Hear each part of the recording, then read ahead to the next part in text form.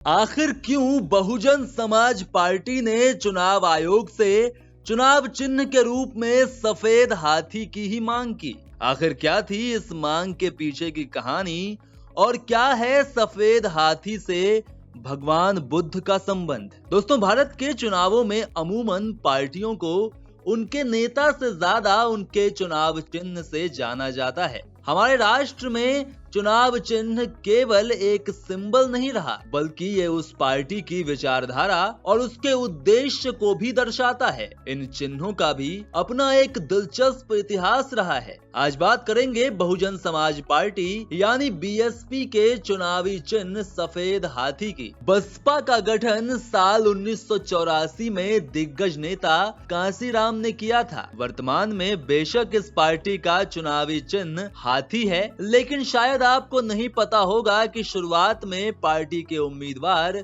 चिड़िया के निशान के साथ चुनावी मैदान पर उतरे थे। लेकिन फिर कांशीराम ने चुनाव चिन्ह के लिए इलेक्शन कमीशन से हाथी ही क्यों मांगा था? क्या इस सिंबल का देश के पहले आम चुनावों से भी कुछ संबंध है? दोस्तों, पार्टी गठन होने के शुरुआती कुछ सालों तक बसपा का चुनाव चिन्ह चिड़िया हुआ करता था। अगर इस चिन्ह के साथ पार्टी कहीं भी चुनाव जीत गई होती तो उसका चिन्ह शायद हमेशा के लिए यही बना रहता। लेकिन तब बीएसपी चुनाव जीतने में नाकाम रही थी।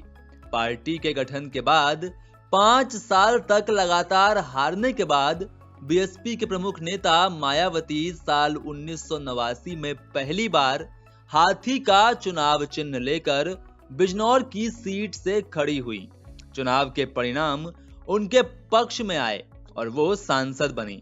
अब यहीं से बसपा और हाथी की कहानी शुरू हो गई। 1989 में मायावती के जीत के बाद बीएसपी ने चुनाव आयोग से हाथी सिंबल की डिमांड की, क्योंकि उस समय हाथी पर किसी और पार्टी का अधिकार नहीं था। आयोग ने बीएसपी की मांग को पूरा किया और उन्हें हाथी चिन्ह अलॉट कर दिया। लेकिन यहाँ सवाल ये है कि आखिर सफेद हाथी ही क्यों? दरअसल हाथी को लेने के पीछे और भी कई कारण थे। इनमें से सबसे प्रमुख कारण कांशीराम के आदरणीय भीमराव अंबेडकर थे। बसपा पार्टी मुख्य रूप से बहुजन समाज का प्रतिनिधित्व करती है। कांशीराम जाति प्रथा में निचले तबके के लोगों को बहुजन कहते थे। उनकी आबादी बाकी जातियों से ज्यादा थी। कांशीराम मानते थे कि बहुजन समाज एक हाथी की तरह है, विशालकाय और बेहद मजबूत। इसके अलावा हाथी चुनने के पीछे एक बड़ी वजह भीमराव अंबेडकर भी थे। देश के पहले आम चुनाव में अंबेडकर की पार्टी भी लड़ी थी। उनकी पार्टी का नाम था all India scheduled caste federation यानी अनुसूचित जाति महासंघ। इसका चुनाव चिन्ह भी हाथी था, लेकिन 1956 में ही बीआर अंबेडकर ने महासंघ को बर्खास्त कर दिया। कांशीराम को अंबेडकर की राजनीति का उत्तराधिकारी माना जाता था। बहुजन समाज पार्टी की स्थापना के बाद कांशीराम की सभाओं में एक नारा खूब गूंजता था, बाबा तेरा मिशन अधूरा, कांशीराम करेंगे पूरा। ऐसे में अंबेडकर के पार्टी का चुनाव चिन्ह चुनना उनकी प्रथा को कायम रखने का प्रतीक था।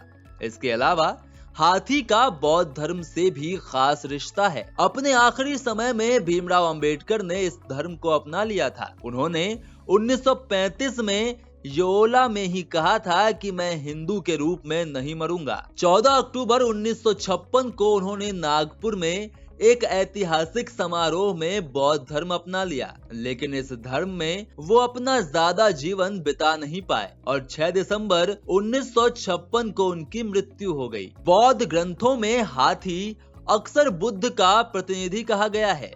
कई लोग मानते हैं कि बुद्ध का पुनर्जन्म सफेद हाथी से हुआ था, जो स्वर्ग से उतरे थे। बुद्ध की जातक कथाओं में भी हाथी का जिक्र मिलता है। एक बार बुद्ध की मां महामाया ने सपना देखा था कि एक सफेद हाथी अपनी सूंड उठाए कमल का फूल लिए उनके गर्भ में आ रहा है। तब एक संत ने इसका मतलब बताया था कि लड़का पैदा होगा और बहुत महान बनेगा।